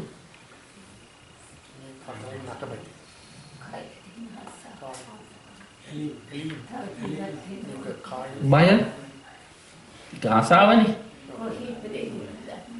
මැරෙන්න බය වෙන මොකක්වත් නිසා නෙවෙයි. ඊළඟට යන්න තැන ෂුවර් නැති නිසා. ඒක තමයි මූලික හේතුව. දැන් හිතන්න Tamante ඒකාන්තයෙන්ම විශ්වාස නම් මම මැරිලා යන්නේ දිව්‍ය ලෝකෙමයි කියලා. නේද? හිතන්න එහෙම. ඒකාන්ත විශ්වාසයක් තියෙනවා නම් මම මැරෙලා දිව්‍ය ලෝකෙමයි යන්නේ කියලා. එයා මැරෙන්න බය වෙනවා. මෙච්චර දුක් විඳින්න ඕන. ගෙවල් කුලි ගෙවගේ වගේ. නේද? කෙලින්ම එතකොට අපිට මේ මූලිකම මේ බය ඇති වෙලා තියෙන වෙන මොකක්වත් නිසා නෙවෙයි ඊළඟ භවය පිළිබඳව ඇති අනවබෝධය නිසා. ඒත් එක්කම මැරෙන්න ගොඩක් අය බයයි මාරාන්තික දුක කියලා එකක් තියෙනවා. ඒ මාරාන්තික දුක කියන එක බොහොම ධර්මයි. ඔය බුදුහාමුදුරුවෝ අනේ පිළිසිතුමාට බුදුහාමුදුරන්ට සරියුත් හාමුදුරන්ට ආනන්ද හාමුදුරන්ට ඔය අනේ පිළිසිතුමා මේ මාරාන්තික දුක කියලා තියෙනවා. එකක් තමයි කවුරු හරි මිනිස්සේ ලොකු යකඩයක් අරගෙන කුළු ගෙඩියක් අරගෙන ඔලුවට ගහනකොට ඔලුවට ඇති වෙන යම් පීඩනයක්ද අන්න ඊටත් වැඩි දරුණු වේදනාවක් හිස තුල ඇති වෙනවලු මැරෙන වෙලාවට. දැන්ලා තියෙන්නේ. තාම මැරුන්නේ නැහැ නේ වය වෙන්නේ. ඒලාට ඊළඟට දෙවෙනි එක ශක්තිමත් මිනිස්සු දෙන්නේ දුර්වල මිනිස්සෙක් අල්ලගෙන ගිහිල්ලා ගිනි අඟුරු වලක් උඩ තියලා අල්ලන් ඉන්නවා. අත් දෙකේ. යට ගිනි අඟුරු වල තියෙන්නේ. එහෙම අල්ලගෙන ඉන්න වෙලාවේ අර මිනිස්සුගේ ශරීරයට ඇති වෙන යම් බඳු තැවීමක්ද දැවිල්ලක්ද ඊටත් වැඩිය තැවීමක්ලු මැරෙන වෙලාවට ඇති වෙනවා. ඒ කියන්නේ අර මැරෙන වෙලාවට ගොඩක් වතුර ඉල්ලන්නේ. එකම උණුසුම් වෙලා පිච්චිලා යනවා. ඊට වැඩිය වේදනාවක් ඇති වෙනවා. ඒ වගේම කවුරු හරි කෙනෙක් තියුණු ආයුධයකින් බඩ කපනකොට ඇති වෙන යම් වේදනාවක් ඊටත් වැඩිය දරුණු වේදනාවක් කුසට ඇති වෙනවා. ඔන්න ඔය වගේ ඊටාම භයානක වේදනා රසකට මුහුණ දෙන්න වෙනවා මාරාන්තික මරණාසන්න වෙලාවෙදී. ඔය වෙලාවේදී හරියට හිත හදාගන්න පුළුවන්. ඔය ධර්මතාවයේ දැකලා ධර්ම මනසිකාරය කරලා වේදනාව දකලා අවබෝධ කරගන්න පුළුවන් කෙනෙකුට විතරයි මරිලා සුගතිය යන්න පුළුවන්. ඒ නිසා තමයි බුදුහාමුදුරුවෝ මතක් කළේ නියපොත්ත උඩට පස් ටිකක් අරගෙන මම දේශනා කරපු ධර්මය අහලා සුගතිගාමී වෙච්ච අය මේ නියපොත්ත උඩ තියෙන පස් තරම් අල්පයි. මම දේශනා කරපු ධර්මය අහලත් සුගතිගාමී නොවෙච්ච අය මහ පොළොවේ පස් හා සමානයි කියලා කිව්වේ ඔන්න ඔය අවසාන මොහොතේ හිත හදාගෙන ගොඩක් අය අපහසුත් වෙන නිසා. ඒ නිසා අපි ඉතින් කටින පිංකම් කරලා තියෙනවා අපි සාංගික දාන දීලා තියෙනවා කියලා සෑහීමටපත් වෙන්නේ නැතුව මෙන්න මේ වේදනා පරිහරණය කරන්න දැන් ඉඳලා පුරුදු වෙන්න ඕන. ලෙඩක් දුකක් අමාරුවක් අපහසුයක් ආවහම ඒවා දිහා යෝනිසෝ මනසිකාරයෙන් දකින්න දැම්ම ඉඳලා පුරුදු වෙන්න. බඩේ අමාරුවක් ආවහම නේද හිසේ කැක්කුමක් ආවහම ඒකේ වේදනාවේ අනිත්‍යතාවය මෙනෙහි කරගන්න. ඒක ඇතිව නැතිව යන හැටි වටහා ගන්න. ඒව දැම්ම ඉඳලා පුරුදු කරගත්තම ආචින්න කර්ම බවට පත් වෙනවා. නිතර පුරුදු වෙන කර්ම තමයි මරණාසන්න මොහොතේදී ඉස්මතු වෙලා ඉන්නේ. එතකොට ඒ මානසිකාරය ආවොත් වේදනාව ආවත් ඒක දරා ගන්න පුළුවන්. එහෙම නැති අයට වෙන්නේ බොහෝම දුක්ඛදායක නම් වලට ගුදුරු වෙන්නේ නේ. ඉතින් පින්නාති කෙසේ වෙතත් මේ හැම දුකකටම මුල්ුනේ මොකක්ද? ඉපදුන එකයි.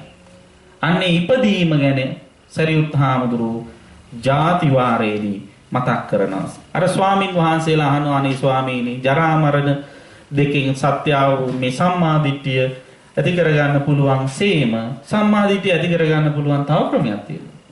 ඒ වෙලාවේදී තමයි මේ හාමුදුරුවෝ මතක් කර තවත් ක්‍රමයක් තියෙනවා. එවැනි යම් කිසි ස්වාමීන් වහන්සේ නම යම් කිසි කෙනෙක් ජාතිය දන්න මනා ලෙස දැනගනීද? ජාති සමුදය මනා ලෙස දැනගනීද? ජාති නිරෝධය මනා ලෙස දැනගනීද? ජාති නිරෝධගාමිනී ප්‍රතිපදාව මනා ලෙස දැනගනීද? අන්න ඒ තැනැත්තා සම්මාදිට්ඨිකයෙක් වෙනවාය කියලා ජාති වාරයේදී සිහිපත් කරනවා. ඊට පස්සේ ජාතිය කියන එක මතක් කරලා දෙනවා. කතමංචාවසු ජාති යති සංතේසං සත්තානං තම්හි තම්හි සත්තනිකායේ ජාති සංජාති ඔක්ඛන්ති අබිනිබ්බන්ති කන්දානම් පාතුභාවෝ ආයතනානම් පටිලාභෝ අයං උච්චතාවසු ජාති. ඔන්න මතක් කරන යති සංතේසං සත්තාන මේ ලෝකේ ඉන්න ඒ සත්වයන්ගේ තම්හි තම්හි සත්තනිකායේ ඒ සත්ව කොටස් වල ජාති කියන්නේ මොකක්ද? අසම්පූර්ණ වශයෙන් පහළ වී. එතෙන්දි කියන්නේ මේ මිනිස්යෝ ගැන මූලික මිනිස්යන් සහ මේ ඔය අණ්ඩජ බිත්තර වලින් ඉපදෙන සත්වයෝ ගැන කියන්නේ ඒ අයගේ පිළිසිඳ ගැනීම කියන එක තමයි මෙතන ජාතිය කියන්නේ. දැන් පිළිසිඳ ගන්නවා සහ උපදිනවා කියන එක දෙකක්. දැන් සාමාන්‍යයෙන් අපි උපදිනවා කියලා කියන්නේ උපන් දිනේ හැටියට ගන්න කවදද? මව් කුසෙන් බිහි වෙච්ච දවසයි. හරියට ජාතිය ඇති වුණ දවස තමයි පිළිසිඳ ගත්ත දවස. ඉතින් ඕක කවුද පිළිසිඳ ගත්තද කියලා හරියට කියන්න දන්නේ නැති හින්දා හොඳ වෙලාවට මේ දිනේ දාගත්තා. නේද? ඉතින් අර එහෙම පිළිසිඳ ගන්නකොට අර සත්වයා තුළ මේ ආයතනයන්ගේ සම්පූර්ණ පිහිටීමක් නැහැ. අසම්පූර්ණ පිහිටීමක් තියෙන. ඒ කියන්නේ ඇහැ කන නාසය දිව ශරීර මේවා හරියට පිහිටලා නැහැ. කලල අවස්ථාවේදී හොඳට ප්‍රකටව මේ ඉන්ද්‍රිය ධර්ම පේන්නේ නැහැනේ ආයතන පේන්නේ නැහැ. ඒකයි. සංජාති දෙවෙනි වචනය. සංජාති කියලා කියන්නේ ඔන්න මනා ලෙස ආයතනයන්ගේ පිහිටීම සහිත පහළ වීම. ඒ තමයි මව් කුසෙන් ඉපදීම. සංජාති කියලා කියන්නේ ඒකයි. ඊළඟට ඔක්කාන්ති කියලා වචනයක් තියෙනවා. ඔක්කාන්ති කියලා කියන්නේ බැස ගැනීම, මව් කුසට ප්‍රවේශ වීම කියන එක එතෙන්දී අදහස් කරනවා. මව් කුසට රිංගා ගැනීම කියන එක. අබිනිබ්බති. අබිනිබ්බති කියලා කියන්නේ සියලුම ඉන්ද්‍රිය ධර්මයන්ගේ ප්‍රකට වීමත් එක්ක මනා ලෙස ඇති කර ගන්නා වූ පහළ වීම. ප්‍රකටව පහළ වීම. ඒක ඕපපාතික සත්වයන්ගේ සංසීදජ සත්වයන්ගේ ආදි වශයෙන් ඒ සත්ව එක සැරේට පහළ වෙනවා. මූලිකවම ඕපපාතික දෙවියෝ වගේ කට්ටිය. ඒ කට්ටිය මේ පුංචි ළමයි වෙලා ඉඳලා ලොකු වෙන අය නෙවෙයි. දෙවියෝ කියලා කියන්නේ. දෙවියෝ කියලා කියන්නේ හොඳ මේ තරුණ වියෙහි පසු වෙන විදිහටම කර්මජ රූපයක් හැටියට ඒ රූපය සැකසීලාම පහළ වෙන අය ඒකත් ඉපදීමක්. ඒ ඉපදීම හඳුන්වන්න තමයි මෙතනදී මේ අභිනිබ්බති කියන වචනේ පැහැදිලි කරලා තියෙන්නේ. ඊළඟට උපදින එකට අනිත් වචනේ දීලා තියෙනවා කන්දානම් පාතු භාව. ස්කන්ධ පංචකේ පහළ වීම. අර මං කියවනේ දැන් කලින් කිව්ව මොකද? කන්දාන වේදෝ මැරෙන එකට කියන්නේ ස්කන්ධ පංචකේ බිඳී යාම. දැන් බිඳෙන්නේ මොකද්ද? අර පහළ වෙච්ච. මෙන්න මෙතෙන්දී පහළ වෙච්ච එක. රූප වේදනා සංඥා සංකාර විඥාන කියන ගොඩවල් පහ පහළ වීම තමයි මෙතෙන්දී වෙන්නේ. එතකොට මේ පහළ වීම වෙන්නේ යම් මොහොතකදීද අන්න ඒ හඳුන්වන්න තමයි මෙතෙන්දී කන්දානම් හේතු කියන්නේ. ආයතනානම් පටිලාභෝ. ඇහැ කන නාසය දිව ශරීරය මනස කියන මේ ආයතන හයේ පහළ වීම ප්‍රතිලාභය තමයි මෙතෙන්දී ඉපදීම කියන එක යටතේ අරගෙන තියෙනවා. එතකොට පින්වත්නි දැන් අපි තේරුම් ගන්න ඕන ඉපදුනේ දැන් ඉපදීම කියන එක අපි තේරුම් ගත්තා මේ සාමාන්‍ය මෙතන විස්තර කරලා තියෙන මේ වචනයෙන් සත්වයන්ට සාමාන්‍ය සත්වයේ හැටියට හඳුන්වන අයට වෙන පහළ වීම. එතකොට එතන සත්වේ ජීවයක් තියෙනවා. දැන් ඉපදෙනවා පහළ වෙනවා කියලා කියන්නේ ඒකම විතරක් නෙවෙයි. දැන් උදාහරණයක් ගත්තොත් මලක් හට ගන්නවා. මලක් හට ගන්නවා කියන්නේ මොකක්ද? ඒකත් එක්තරා ඉපදීමක් තමයි. හත්තක් පිපෙනවා. පොළොවෙන් හත්තක් හට ගන්නවා. ඒ කියන්නේ මොකක්ද? ඒකත් ඉපදීමක් තමයි. මේසයක් හදනවා. මේසය හදනවා කියන්නේ මොකක්ද? මේසය කියන ඒ රූපය ඉපදීමක්, පහළ වීමක්. එතකොට ඒ සියල්ල දැන් මෙතන මේ සත්වයේ හැටියට මූලිකව හැඳින්වන මේ සත්වයාගේ දුක ඇති වෙන හැටි තමා තුළින් අවබෝධ කරගන්නට මේ ක්‍රමයේ පැහැදිලි කරාට මේ ලෝකේ තියෙන අනිත් ජීව අජීව සියලු දේට මේ කියන ಜಾති ධර්මයේ උරුමයිද නැද්ද? උරුමයි. ಜಾති ධර්මය කියලා කියන්නේ යම් හේතුවකින් හට ගන්නවා නම් අන්න ඒක තමයි ಜಾති ධර්මය. හට ගැනීමක් තියෙනවා නම් ඒක ಜಾතියක්. දැන් මේ gadulකට ගත්තොත් මේ gadul කැටේටත් ಜಾතියක් තියෙනවා. නේද? ඊළඟට ගේ ගත්තොත් ගෙටත් ಜಾතියක් තියෙනවා. දැන් ටික අහනවටත් අහන්නේ මොන ಜಾතිය කියලාද කියලා. නේද? ඉතින් ඒ කියන්නේ හටගත්තම ක්‍රමය මොන විදිහද? ඉතින් ඒ විදිහට ගත්තොත් හැම දෙයකම මේ පහළ වීම ಜಾතිය කියන එක තියෙනවා.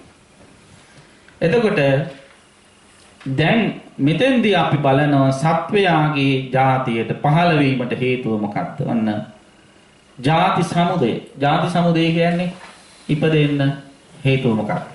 ಜಾති සමුදය තමයි භව සමුදය. භවය කියලා කියන්නේ මොකක්ද? කර්ම රැස් වී තිබීම. රැස් කිරීම නෙවෙයි. ඔන්න මතක තියාගන්න ඕන. මෙතන භවය කියලා කියන්නේ විපාක පිනිස කර්ම සැකසී තිබීම. විපාක දෙන්නට රූප භවයක හෝ අරූප භවයක හෝ කාම භවයක හෝ විපාක දීම සඳහා එහෙම නැත්නම් ප්‍රතිසන්දිය සඳහා කර්ම සැකසී තිබීම තමයි මෙතෙන්දී ಜಾති කියලා මේ භවය කියලා කියන්නේ. තව ඉතින් අභිධර්මයත් එක්ක ගලපලා කිව්වොත් ටිකක් චුතිසිත කියන්නේ ඕකට. අභිධර්මානුකූලව ආයි ඉපදීමට ಜಾති කියන්නේ මොකද්ද? පටිසන්ධි. ප්‍රතිසන්ධිය කියලා කියන්නේ ආයි නැවත ඉපදීම. එතකොට මෙහෙන් චුත වෙනකොට මොකද වෙන්නේ? තව තැනක පහළ වෙනවා. මේ පහළ වෙන තැන නැත්තම් ඉපදෙන්නේ නැහැ. හරිද? හරි. අන්න ඒකයි කතාව. දැන් ඔය තර්කය අල්ලගෙන තමයි පහළ වෙන තැනක් නැත්තම් තැනක් හැදෙනකන් ආකාශය හරි මේ කරගවි ගවිදලා බෝගස්සලයි යන්නේ අනුරාධපුරී පැත්තේ එහෙම තමයි කරන්නේ. නේද? ඔය ගිහිල්ලා ඉවර වෙලා මව් කුසක් බලලා ඉවර වෙලා සැකසිච්ච ගමන් ටක් ගාලා රිංග ගන්නවා. ඔය විදියට ගැළපෙන කුසක් සැකසිලා රිංග ගන්න හැමෝටම chance එක ලැබෙනවනේ. නේද? කවුරුවත් දුක් සහිත තැන්වල උපදින්නේ. එහෙම උපදින්නේ නැහැ. එතකොට දැන් කියන්නේ මේ වගේ රූපයක් තිබුණා මේ වගේ පාවෙනවයි අර මේ කියලා. දැන් රූපයක් තිබුණා නම් එතනම හරියද කතා. රූපයක් තිබ්බා නම් ඒ වගේ මෙයාට ඕන තැන්වල යාමේ හැකියාවක් තියෙන එක එක්කෙනා දකින්නත් පුළුවන් නම් නේද? එක්කෙනා අඳුනන්නත් පුළුවන් නම් වේදනා සංඥා සංඛාර විඥාන තියෙනවද නැද්ද? තියෙනවා. එතකොට එතන සත්‍යයක් ඉන්නවද නැද්ද? ඉන්නවා. ඒක අන්තරා භවය නේ එක්තරා භවයක්. ඔය ආර කෙටි කාලයකදී මරණාසන්න මොහොතේදී පහළ වෙච්ච මොකක් හරි ක්ෂණිකව පහළ වෙච්ච කර්ම ශක්තියක් නිසා චුතිසිතක් නිසා එයාට කෙටි ආත්ම භාවයක පිළිසිඳ ගන්න වෙනවා. ඒ ආත්ම භාවයේ ඉඳලා ඉවර වෙලා නැවත මරණයටපත් වෙලා තමයි ආපහු තව තැනකට යනවනේ යන්නේ. එතකොට අන්න ඒක අපි හොඳට වටහා ගන්න ඕන. එතකොට කාම රූප අරූප කියන මේ භවත්‍රයේහි තියෙන යම්කිසි සැපයක් කල්පනා කරගෙන ඒ සැපය ලබාගනු රිසියෙන් යම්කිසි කෙනෙක් කර්ම රැස් කරනවා නම් උපදින එක හොඳයි කියන පදනම යටතේ ඉඳලා අවිද්‍යාව මත ඉඳලා යම්කිසි කෙනෙක් කර්ම රැස් කරනවා නම් ඒ රැස් කිරීමේ ප්‍රතිඵලය තමයි භවය කියලා කියන්නේ. දැන් අපි මේ කර්ම රැස් කරනවනේ දැනුත් මේ රැස් කරනවා නේද? මේ දෛනික ජීවිතේ තමයි මේ රැස් කරනවා. ඒ රැස් කරන කර්ම එකතු වෙලා භවයේ සැකසෙනවා කියලා කියන්නේ ඔන්න ඔය මැරෙන වෙලාවේදී චුතිසිත සැකසීමයි. ඒ චුතිසිත සැකසීලා තියෙන වෙලාවේදී කර්ම ශක්තිය ඇතුව තියෙන වෙලාවේදී මරණයටපත් වෙන්න උනොත් මොකද වෙන්නේ? ප්‍රතිසන්දිය ලබනවා. දැන් මේක නිකන් සරල උදාහරණයකින් මේක ධර්මයේ තියෙන උදාහරණයක් නෙවෙයි මේ ගලපන්න පුළුවන්. දැන් ඔය මේක වෙන්නේ මේ ප්‍රතිසන්දි විඥානය පහළ වෙන්නේ වෙනස් වෙමි. කෝච්චියක් තියෙන විදුලි කෝච්චියක්. දැන් විදුලි කෝච්චිය අපි කෝච්චිය රෝදක් තියෙනවා.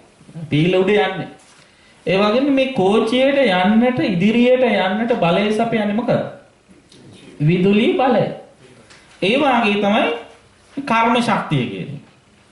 තර කර්ම ශක්තියෙන් පෝෂණය වෙච්ච විඥාණය හේවත් ප්‍රතිසන්දි විඥාණය තමයි ඉස්සරහට යන්නේ. එතකොට මේක තල්ලු කරන්නේ පුද්ගලයෙක් නෙවෙයි සත්වයෙක් නෙවෙයි. අර කර්ම බල වේගයෙන් ඉස්සරහට තල්ලු කරනවා. එතකොට මේ විඥාණයත් එක විඥානයක් නේ ඇතිව පැවත නැතිව යන විතර වෙනස් වෙන විඥානයක් තමයි ගමන් කරන්නේ. යම් මොහොතක අර කර්ම ශක්තිය නැති වුණොත් මොකද වෙන්නේ?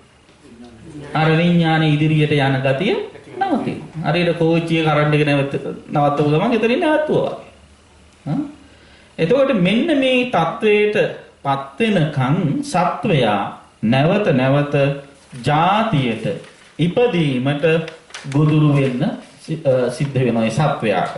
එතකොට මේ ඉපදීමේ දුක විස්තර කරන තැනදී බුදුරජාණන් වහන්සේ විවිධ කරුණු ගැන දක්වලා තියෙනවා. මූලිකව මේ මිනිස් මව් කුසක උපදින එක දුකයි කියලා වටහා ගන්න කරුණු කීපයක් තියෙනවා. ගර්භා වක්‍රාන්ති මූලික දුක. ඒ කියන්නේ ගැබෙහි පිළිසිඳගෙන සිටින කාලයේ විඳින්න වෙන දුක. දැන් මව් කුසක ඇතුලේ කවුරුවත් බොහොම මේ සුඛෝපභෝගී තාලෙට ඉන්නේ නැහැ නේද? වකුටු වෙලා සුචි මල මූත්‍ර ගෑවිලා ලී ගෑවිලා බොහොම අප්‍රසන්න තාලෙට අමාරුවෙන් වකුටු වෙලා තමයි ඉන්නේ. ඒතකොට අන්න ඒ දුක තමයි ගර්භා වක්‍රාන්ති දුක කියලා කියන්නේ. දැන් ඒක අපිට මතකද? ඒක අපිට මතක නැහැ. මතක නැති නිසා තමයි ආවෝ වගේ තැනකට යන්න හදන්නේ. නේද? දැන් ඒක මතක නම් මොකද වෙන්නේ? දැන් අපි විඳපු දුක් අපිට මතක නම් නැවත නැවත ඒ වගේ තැන් වලට යන්න තියෙන අවස්ථා අපි අඩු කරගන්න උත්සාහවත් වෙනවා. ඊළඟට ගර්භ පරිහරණ මූලික දුක. ගැබෙහි සිටින විට මවගේ ක්‍රියාකාරකම් නිසා ඇතිවෙන දුක. දැන් අම්මා ඇවිදිනකොට, නිදා ගන්නකොට, පෙරලෙනකොට ඒ වාගේ යම් යම් ක්‍රියාකාරකම් කරනකොට ඒ කුසෙහි ඉන්න දරුවාටත් කිසියම් පීඩාවක් ඒ තුල ඇති වෙනවා. ඊළඟට ගර්භ විපත්ති මූලික දුක. ගැබට කිසියම් උවදුරක් වූ විට ප්‍රතිකාර කිරීමේදී සිදුවන දුක. යම් යම් හරි තැලීම් සීරීම් වුණාම ඒවට ප්‍රතිකාර කරන වෙලාවේදී ඒ තුලත් කිසියම් පීඩාවක් දරුවාට ඇති වෙනවා. ඊළඟට විජායන මූලික දුක. විජායනය කරනවා කියලා කියන්නේ බිහි කරනවා කියන එක. දරුවාගේ දරු ගැබින් මව් කුසෙන් බිහි කරන වෙලාවට ඇතිවන්නා වූ පීඩාකාරී ස්වභාවය. ඔහොම පීඩාවක් නැතුව ඉපදිලා තියෙන්නේ බෝධිසත්වයන් වහන්සේ විතරයි. බෝධිසත්වයන් වහන්සේ මව් කුසෙන් බිහි වෙන එක සඳහන් කරලා තියෙන්නේ හරියට ධම්මාසනතෝ ඕර්තරන්තෝ ධම්මකතිකෝ වේ. නිස්සේනිතෝ ඕතරන්තෝ මහා පුරිසෝ වේ. ධර්මාසනෙන් බහින ධර්ම කතිකෙක් වගේ. හිනිමගකින් බහින පුරුෂයෙක් වගේ තමයි මව් කුසෙන් නික්මිලා තියෙනවා කියලා කියන්නේ. සාමාන්‍ය සත්වයන්ගේ මව් කුසෙන් බිහි වෙනකොට ඔළුව තමයි ඉස්සරහට වෙන්නේ. අර ධර්මාසනෙන් බහිනකොට ධර්ම කතිකෙක් බහිනවා වගේ කියලා කිව්වේ මව් ගැබෙන් එළියට ඇවිත් තියෙන කකුල් දෙක තමයි ඉස්සෙල්ලාම බෝධිසත්වයන් වහන්සේ ගැවිලා තියෙන්නේ. එහෙම ඇද්දිත් ඒක අස්වාභාවික උපතක්. නමුත් ඒ මෑණියන්ට කිසිදු වේදනාවක් දුකක් ඇති වෙන්නේ නැති ආකාරයට තමයි ඒ උපත සිද්ධ වෙලා තියෙන්නේ. ඉතින් කෙසේ වෙතත් මේ ගැබෙන් බිහිවන විට ඇතිවන දුක විජායන මූලික දුක. ඊළඟට වහිර නිෂ්ක්‍රමන මූලික දුක. කුසෙන් බිහි වූ පසු නාවන විට ඇතිවන දුක. කුසෙන් බිහි වෙච්ච ගම මොකද කරන්නේ? කකුල් දෙකෙන් අල්ලලා ඔළුව හිටවලා මාළු කූරේ අල්ලුවා වගේ නේද? ඒක liver අරගෙන ගිහිල්ලා රෙදි කයිල ගොතල ඉවර වෙලා හොදලා පිය දාලා අතුල්ලලා සමහර වෙලාවට අර ගෑවිච්ච හැම අරෝමේ ඔක්කොම සුද්ධ කරනකොට hina වෙවි ඉන්නවා. නෑනේ කෑක ගහනවා. ඉතින් ඔය ඔක්කොටම මුල්ලෙන් සිද්ධ වුණේ මූණ දෙන්න උනේ ඉපදිච්ච හින්දා. ඊළඟට ආත්මූපක්‍රම මූලික දුක තමන්ගේ නුසුදුසු ක්‍රියාවන් නිසා ඇති වෙන කායික දුක. දැන් කොහොම ඉපදිලා ඊට පස්සේ සමහර හොඳින් ඉන්නේ නැහැනේ නේද? ඊට පස්සේ මොකද කරන්නේ? ඊට පස්සේ තමන්ගේම දුරාචාරකම් හින්දා තමන්ටම පීඩාවටපත් වෙන්න වෙනවා. පරෝපක්‍රම මූලික දුක අනුන්ගේ උපක්‍රම නිසා විඳින්නට වෙන දුක. ඔය විදිහට අනිත් අයගේ උපක්‍රම නිසා දුක් විඳින්න සිද්ධ වෙනවා. ඉතින් මෙන්න මේ ආකාරයට දුක් රැසකට මුහුණ දෙන්න වෙනවා ඉපදීම නිසා. යම් කිසි කෙනෙක් මෙන්න මේ ඉපදෙන එක දුකයි කියලා දැනගත්තොත් ඇයි මෙහෙම දැනගත්තොත් එයා කල්පනා කරනවා මොකද්ද මෙහෙම ඉපදෙන්න හේතුව කියලා. එතකොට එයාට වැටහෙනවා අතීත කර්ම සැකසීලා තිබිච්ච එකයි මේකට හේතුව කියලා. එහෙම කර්ම සැකසීලා තිබ්බේ නැත්නම් උපදින්නේ නැහැ කියලා එයා දන්නවා. ඒක තමයි ජාති නිරෝධය කියලා එයා වටහා ගන්නවා. ඒතර ජාති නිරෝධගාමිනී ප්‍රතිපදාව කියලා කියන්නේ මොකද්ද? අර නැවත භවයකට යන විදිහේ කර්ම රැස් කරන්නේ නැතුව ඉන්න එකයි කියලා වටහා ගන්නවා. එහෙම වටහා ගන්න කෙනා නැවත නැවත මම පවත්වා ගන්නට උත්සාහ කරන්නේ නැහැ. දැන් අපි කරන්නේ මෙහෙමනේ මේ දුක අපි දැනගත්තා. නේද? දැන් මේ ගර්භාවස්ථාන්ති විජායන ඔය ඔක්කොම දුක් දැනගෙන ඉවර වෙලා අපි මේ දුකෙන් මිදෙන්න උත්සාහ කරනවා. කරන්නේ කොහොමද? ඔය කිසිම දුකක් නැහැ නේ දිව්‍ය ලෝකෙ එක සැරේට පහළ වුණා. කියලා ඉවර වෙලා ඔන්න ඊට පස්සේ එහි අල්ල ගන්නවා. එතකොට එක තැනක් අතහැරලා තව තැනක් අල්ල ගන්නවා. ඒ අල්ලගන්නේ අවබෝධයෙන් යුතුව අතහැරියේ නැති නිසා. අවබෝධයෙන් යුතුව මේ දේ දැක්ක නැති නිසා. යම් කිසි කෙනෙක් මෙන්න මේ විදිහට අවබෝධයෙන් දැකලා ඉවර වෙලා මේ ජාතිය සමස්ත ජාතියම ඉපදීමම දුකයි ඉපදුනාට පස්සේ තමයි මේ හැම දුකකටම මුහුණ දෙන්න වෙන්නේ කියලා වටහා ගත්තොත් එයා නැවත නැවත උපදින්නට අවශ්‍ය කරන කර්ම රැස් නොකර ඉන්න උත්සාහවත් වෙනවා. ඒ තුල යා කුසලයම දියුණු කරන්න උත්සාහවත් වෙනවා. අවබෝධයෙන් යුක්තව සිත කය වචනේ පරිහරණය කරන්න පෙළඹෙනවා. කුසලය තුල පිහිටන්නේ කර්ම නෙවෙයි ක්‍රියා. රහතන් වහන්සේලා ඒකනේ කර්ම කරන්නේ. රහතන් වහන්සේලා පාලනේ මොනවද? ක්‍රියාසිත. ඒ වගේ විපාක නැහැ. මතු භවයක උපදින්න තරම් විපාක නැහැ. ඒ නිසා තමයි උන්වහන්සේලා මරණින් පස්සේ උපදින්නේ නැත්තේ. අපි එහෙම නෙවෙයි. අපි හොඳ සිත් පහල කරගෙන කර්ම රැස් කරනවා. ඒ රැස් කරපු කර්මානුරූපව අපි භවයේ සැකසෙලා නැවත උපදින්න වෙනවා. මෙන්න මේ තත්වයෙන් නැවත නැවත දුකටපත් වෙලා මම පෝෂණය කරන එක වළක්ව ගන්න පුළුවන්. මෙන්න මේ ජාතිය හරියට අවබෝධ කරගත්තොත් එහෙම අවබෝධ කරගන්න කෙනා සියලුම අනුසය ක්ලේශ ධර්මයන් නැති කරලා දානවා. ඒ වගේම එයාට මේ ධර්මයේ පිළිබඳ දැක්මක් ඇති වෙනවා, මහා ප්‍රසාදයක් ඇති වෙනවා. එයා නැවත නැවත ධර්මයේහිම යෙදিলা තණ්හාව නැති කරගන්න විදිහට කටයුතු කරනවා. එයාට සම්මා දිට්ඨිය පහළ වෙනවා කියලා සරියුත් හාමුදුරු සිහිපත් කළා. ඉතින් ඒ අවසානයේදී ස්වාමින් වහන්සේලා දෙසින්ම සතුටටපත් වුණා කියලා සඳහන් කරලා තියෙනවා. ඉතින් ඉදිරියේදී තවත් කොටස් දෙකක් තුනක් එකට කරනවා. මා මෙහි රැඳී සිටින සීමිත කාලයක් බැවින් ඒ කාල සීමාවේදී උපරිම වශයෙන් මේ දේ කරන්න බලාපොරොත්තු වෙනවා. එහෙනම් බැරි වුණොත් ලංකාවට ගිහිල්ලා මාසිකට සැරයක් හරි ස්කයිප් මාර්ගයෙන් හෝ මේ සූත්‍ර දේශනාව හමාර කරන්නට කියලා දෙන්නට අපි බලාපොරොත්තු වෙනවා.